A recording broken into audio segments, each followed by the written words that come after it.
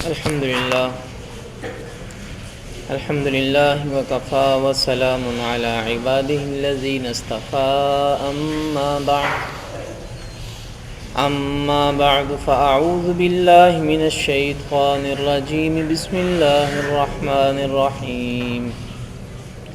إنا أرسلناك بالحق بشيرا ونذيرا ولا تسأل عن أصحاب الجحيم صدق الله العظيم وصدق رسوله النبي الكريم اللهم صل على سيدنا محمد وعلى آل سيدنا محمد وأصحاب سيدنا محمد وبارك وسلم علیہ۔ سورۃ البقرہ کی آیت نمبر 119 کا بیان کل ہم نے شروع کیا تھا۔ اس آیت مبارکہ میں اللہ تعالیٰ نے اپنے حبیب حضرت محمد صلی اللہ علیہ وسلم کا تعارف پیش فرمایا اور آپ علیہ السلام کو تسلی دی۔ قرآن مجید میں بہت سی آیات ایسی ہیں جن میں اللہ تعالیٰ نے حضور صلی اللہ علیہ وسلم کو تسلی دی ہے،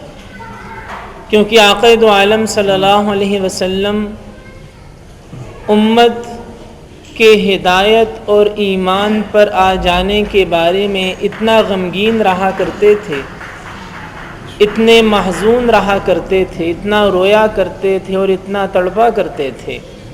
کہ اللہ سبحانہ و تعالی نے خود اپنے حبیب حضرت محمد صلی اللہ علیہ وسلم کو تسلی دی۔ بے شمار آیات کے اندر قرآن مجید کی بہت سی آیات میں اللہ تعالیٰ نے آقا دو عالم صلی اللہ علیہ وسلم سے اس انداز میں خطاب فرمایا۔ کہیں فرمایا لست علیہم بمسیطر، آپ ان پر داروغہ نہیں ہیں۔ کہیں فرمایا لست علیہم بوکیل، آپ ان پر کارساز نہیں ہیں۔ کہیں فرمایا لعلک باخع نفسک، آپ تو اپنے آپ کو ہلاک ہی کر ڈالیں گے۔ اور یہاں فرمایا ولا تسأل عن اصحاب الجحیم، کہ جہنمیوں کے بارے میں آپ سے سوال نہیں کیا جائے گا۔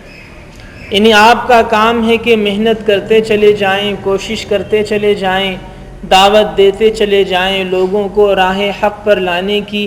محنت آپ کے ذمے ہے، نتیجہ آپ کے ذمے نہیں ہے۔ آپ محنت کریں، جس کے مقدر میں ہدایت ہوگی اسے ہدایت مل جائے گی، اور جس کے مقدر میں ہدایت نہیں ہوگی، شقاوت، ضلالت اور گمراہی اس کے مقدر میں ہوگی تو اس کو ہدایت نہیں ملے گی، اور اس کے بارے میں قیامت کے دن آپ سے سوال بھی نہیں کیا جائے گا۔ اس سے جہاں ایک جانب یہ بات سمجھ میں آئی کہ حضور علیہ السلام کے قلب مبارک میں امت کا کیسا درد اور کیسا غم تھا کہ اللہ تعالیٰ کو تسلی دینا پڑی۔ صحابہ کرام بھی روایت کرتے ہیں کان رسول اللہ صلی اللہ علیہ وسلم حریصا علی ہدایت الناس اجمعین، کہ حضور صلی اللہ علیہ وسلم کو سارے انسانوں کے ہدایت پر آ جانے کی شدید خواہش تھی۔ صرف خواہش نہیں،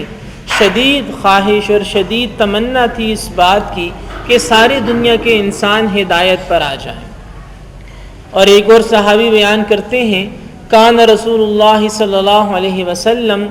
دائم الفکرۃ متواصل الاحزان، کہ حضور علیہ السلام مسلسل گہری سوچ میں رہا کرتے تھے، مسلسل ایک غم میں رہا کرتے تھے۔ اب ظاہر ہے کہ وہ دنیا کے نقشوں کو بنانے کا غم تو تھا نہیں کہ اللہ تعالیٰ نے دنیا تو حضور علیہ السلام کے قدموں میں ڈھیر فرما دی، لیکن آپ نے آخرت کو منتخب فرمایا۔ وہ غم اور وہ سوچ اور وہ فکر یہ تھی کہ میری ساری امت جہنم سے بچ کر جنت میں چلی جائے۔ اس بات کا آپ علیہ السلام کے قلب مبارک میں اس بات کی شدید خواہش تھی اور شدید تمنا تھی، یہاں تک کہ جن لوگوں نے شدید تکالیف پہنچائیں، ذہنی تکالیف بھی پہنچائیں، جسمانی تکالیف بھی پہنچائیں، ہر طرح کا دکھ جن لوگوں نے دیا، خواہ وہ طائف والے ہوں، خواہ وہ مشرکین مکہ ہوں، وہ حضرت وحشی یا ابو سفیان ہوں، کئی لوگوں نے شدید ذہنی اور جسمانی تکالیف پہنچائیں، لیکن اس دین کی سربلندی، دین کی اشاعت اور دین کے دفاع کے لیے آپ علیہ السلام نے سب کو معاف فرما دیا۔ غزوہ احد میں دندان مبارک شہید ہوئے، لیکن آپ مشرکوں کے لیے ہدایت کی دعا فرما رہے ہیں۔ طائف کے اندر شدید زخمی ہوئے، لہو مبارک جاری ہوا، لیکن طائف والوں کے لیے بد دعا نہیں بلکہ دعا فرما رہے ہیں۔ ایسی ایک چاہت اور ایسی ایک تڑپ تھی آقا دو عالم صلی اللہ علیہ وسلم کے قلب مبارک میں کہ ساری انسانیت جہنم سے بچ کر جنت میں چلی جائے۔ جب مشرکین مکہ نے اپنا وفد بھیجا ابو طالب کے پاس کہ اپنے بھتیجے سے کہو کہ اس دعوت سے باز آ جائے،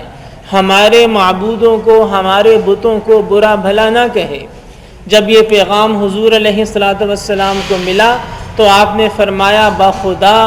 اگر یہ میرے ایک ہاتھ میں سورج رکھ دیں اور دوسرے ہاتھ میں چاند رکھ دیں اور مجھے کہیں کہ میں اس دعوت سے رک جاؤں تو میں کبھی بھی اس سے دستبردار نہیں ہو سکتا۔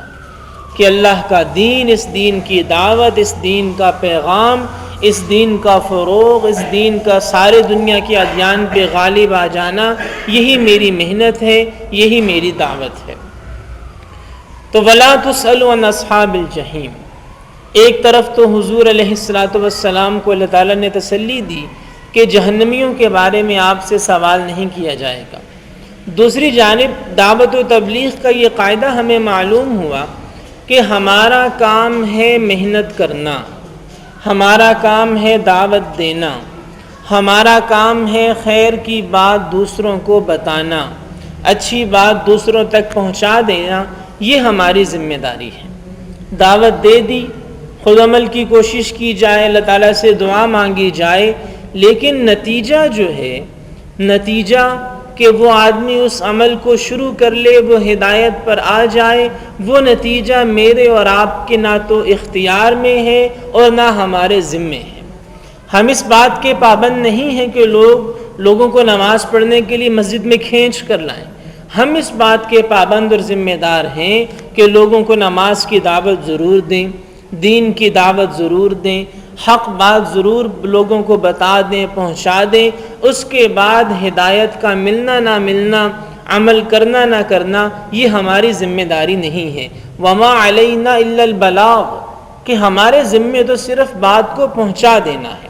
انبیاء کرام علیہم السلام یہ فرمایا کرتے تھے وَمَا عَلَيْنَا إِلَّا الْبَلَاغُ، کہ ہمارے ذمے تو ہے بات کو پہنچا دینا، آگے ہدایت وہ تو اللہ کا کام ہے۔ إِنَّكَ لَا تَهْدِي مَنْ أَحْبَبْتَ وَلَكِنَّ اللَّهَ يَهْدِي مَنْ يَشَاءُ۔ اللہ تعالیٰ حضور علیہ السلام کو خطاب کر کے فرما رہے ہیں کہ جسے آپ چاہیں اسے ہدایت نہیں دے سکتے، وَلَكِنَّ اللَّهَ يَهْدِي مَنْ يَشَاءُ، ہدایت تو اسے ملے گی جسے اللہ ہدایت دینا چاہے گا۔ تو ہدایت دینے والی ذات تو اللہ کی ذات ہے، ہمارے ذمے ہے محنت کرنا، حق بات دوسروں کو بتا دینا، حق بات دوسروں کو پہنچا دینا، یہ ایک مسلمان کے ذمے ہے۔ وَلَا تُسْأَلُوا عَنْ أَصْحَابِ الْجَحِيمِ، اس کے بعد اگر کوئی جہنم میں جاتا ہے تو یہ مسلمان اس کا ذمہ دار نہیں ہے۔ اس سے ایک اور مسئلہ ضمنی طور پر یہ بھی معلوم ہوا کہ ہمارے ہاں بہت سے لوگ دیندار لوگوں کی وجہ سے دین سے دور ہوتے ہیں۔ مثلا ایک آدمی کے کسی نمازی سے جھگڑا ہو گیا، اب اس نے نماز پڑھنی چھوڑ دی۔ ایک آدمی کے کسی دعوت و تبلیغ کی محنت میں لگے ہوئے شخص سے اختلاف ہو گیا، اس نے دعوت و تبلیغ کی محنت کرنا چھوڑ دی۔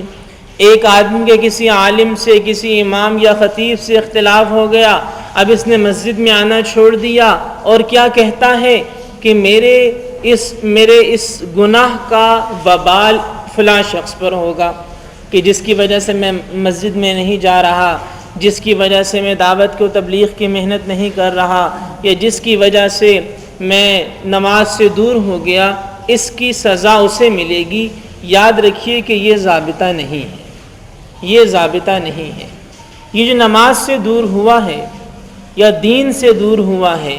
یا مسجد سے دور ہوا ہے، اس کا وبال اس کی اپنی ذات پر ہی ہے۔ اسے کس نے کہا ہے کہ کہ اپنے ذاتی اختلاف کو، اپنی انا کو دین سے دوری کا سبب بنا لے۔ اس سے اختلاف اپنی جگہ، لیکن اس کی وجہ سے مسجد کو چھوڑ دینا، اس کی وجہ سے نماز کو چھوڑ دینا، اس کی وجہ سے دین کے کسی شعبے کو چھوڑ دینا، یہ اس کی اپنی بدقسمتی اور بدبختی کی بات ہے۔ کوئی دیندار اس کا ذمہ دار نہیں ہے۔ وہ ذمہ دار تب ہوگا جب وہ جان بوجھ کر اسے گمراہ کرنے کی کوشش کرے گا۔ من الجنت والناس کہ بعض لوگ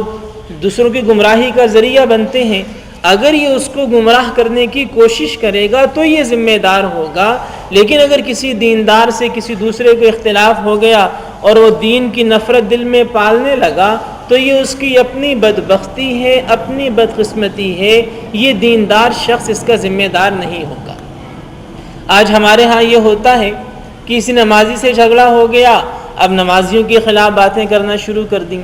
کسی دین کے خاص شعبے میں محنت کرنے والے فرد سے جھگڑا ہو گیا، دین کے اس شعبے کے خلاف باتیں کرنا شروع کر دیں۔ یہ انتہائی غلط حرکت ہے۔ جس شخص سے اختلاف ہوا ہے، اختلاف کو اس کی حد تک محدود رکھنا چاہیے۔ وہ ایک خاص محنت، ایک خاص تشخص، ایک جو اس کی خاص پہچان ہے، اس پر حملہ کرنا یہ انتہائی نامناسب بات ہے۔ اور پھر یہ کہنا کہ میرے دین سے دور ہونے کا وبال فلاں شخص پر ہے، تو وَلَا تُسْأَلُوا عَنْ أَصْحَابِ الْجَحِيمِ، قرآن کا ضابطہ یہ ہے کہ اگر یہ دین سے دور ہوا ہے تو اس کی اپنی بدقسمتی ہے کہ یہ فلاں شخص کے ساتھ اختلاف کی وجہ سے دین سے دور ہوا، اس سے اس کا سوال نہیں ہوگا، بلکہ اپنی بے عملی کا وبال خود اس کی اپنی ذات پر پڑے گا۔ تو سورۃ البقرہ کی آیت نمبر 119 میں اللہ تعالیٰ نے